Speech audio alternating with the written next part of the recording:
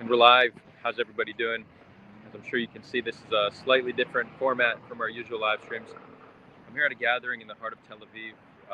It's a gathering for the families of those who currently have hostages held in Gaza, 240 such hostages. This is a permanent encampment here. The translation from Hebrew would be, they're calling it Hostages Square or Kidnapped Square. And it was erected shortly after the attacks. I'm just going to walk everyone through it just to see what's going on. It's pretty sad being here because you know you're seeing the families of those who have lost loved ones, who have loved ones held in Gaza or they think are held in Gaza. Many really don't know, so there's a lot of uncertainty to where their family members are and what's going on with them if they're even alive. So we'll start just with this wall right here. It's really just a wall with everybody's photo. It's very real when you could actually see their face. You could see that they're people. Children, an 8-year-old, a 4-year-old.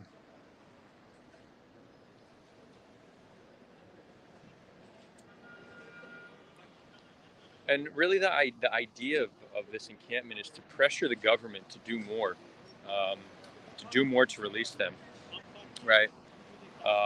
Israel's strategy was attack back, strike them with all our force. It's unclear if we can bomb our way to freedom for these hostages, right?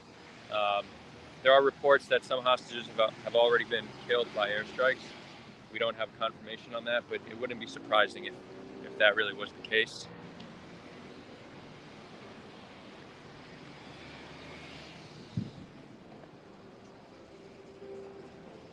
Here there's a stage, I guess, when they're doing speeches and stuff.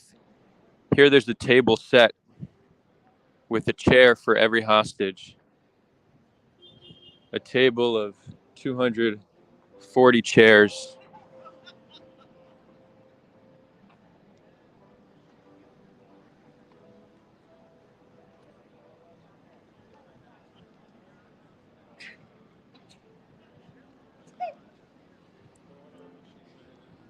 You know, when we see a conflict from afar, it's easy to disassociate from it. And these people, we don't know them. Are they even real?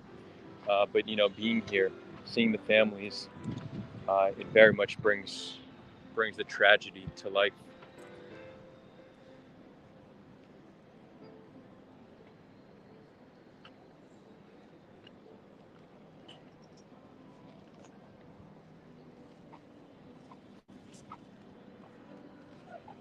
I'm not quite sure what this is, but it seems to be an art installation.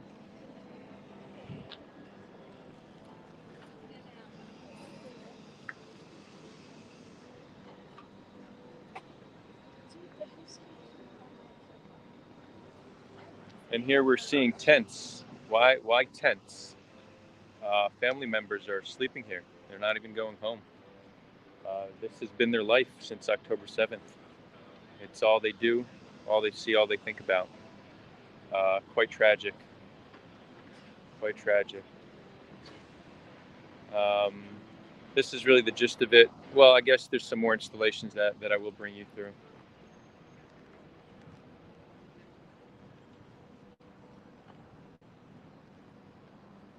And you know, our response to one tragedy has been to create another tragedy.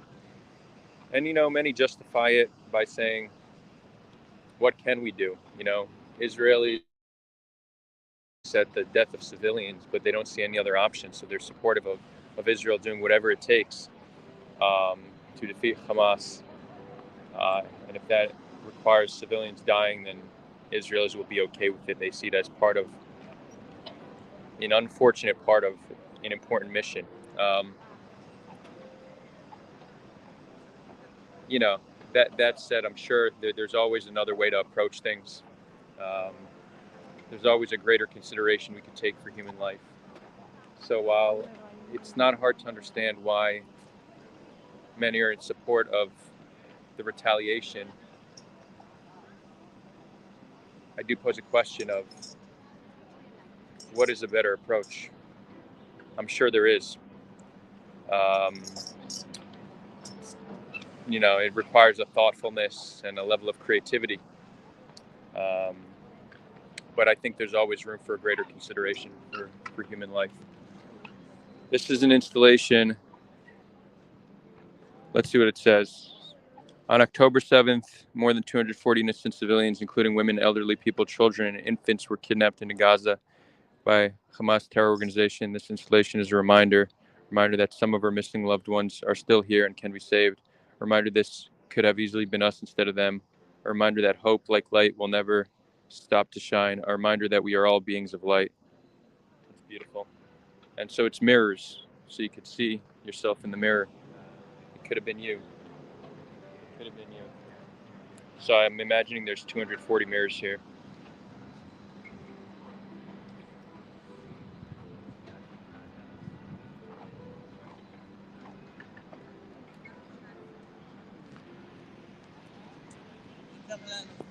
I'm seeing some comments. Chris is asking where I'm filming. This is the square for the families who have hostages currently held in Gaza. They've been here since shortly after the attacks, and this is them raising awareness and putting pressure on the Israeli government to do more to release hostages. As you can see, there's many Israeli flags. It's interesting. The flag, the Israeli flag. Many people see this and get a sense of pride, a sense of hope, a sense of love. And then others, the exact opposite. Others see this and it creates fear and disgust and hate. It's interesting how a piece of fabric can create such vastly different emotions.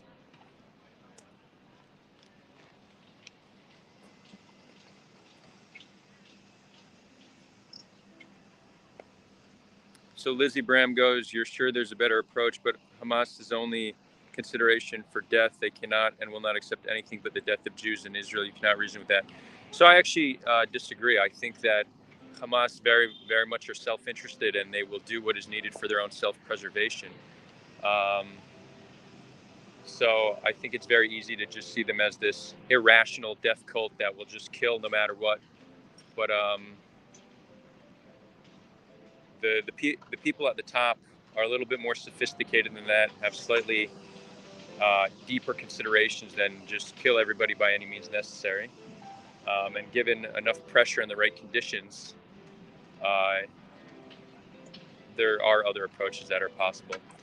And again, I don't think this is going to be convincing. I think Israelis are very much in pain, and the amount of pain that was inflicted on them, this retaliation, in many regards, feels justified and gives just a sense of justice. But the question is, will we be better off for this in the future?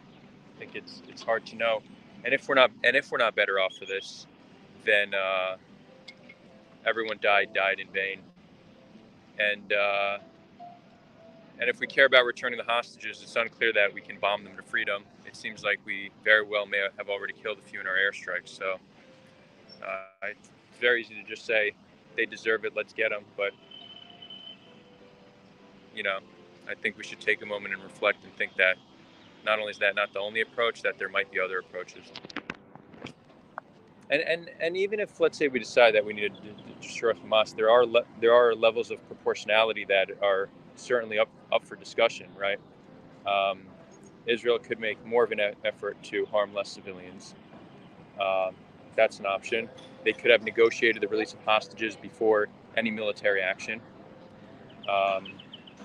They could have worked with the international community to put immense pressure on Hamas to release the hostages and even to disarm. Maybe that wouldn't have happened.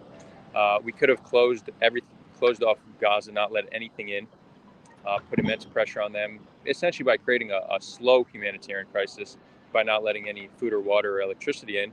But then you'd still have much, much less dead children, and we wouldn't be killing our own hostages. So again, I'm just throwing out ideas, but the whole idea is they hit us, we need to hit them with whatever force necessary, and there's no amount of force we use that can be criticized. That's just, I just don't accept that.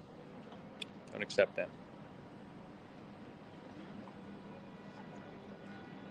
So Lizzy, you're saying they have their consideration in their wallets. They have $1 billion in the backing of Qatar. Right, and every time we strike them with force, they get more backing and more support, and we get more isolated.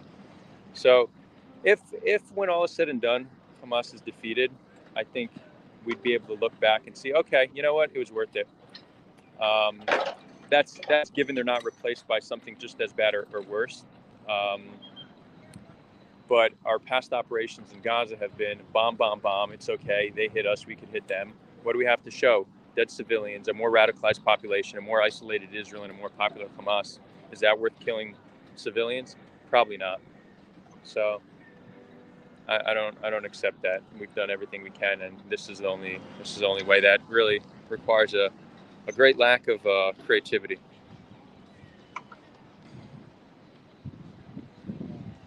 Anyway, so this is the gist of it. I have another live stream in a few hours tonight, so tune into that. I just wanted to give everybody a sense of what's going on and how sad it is.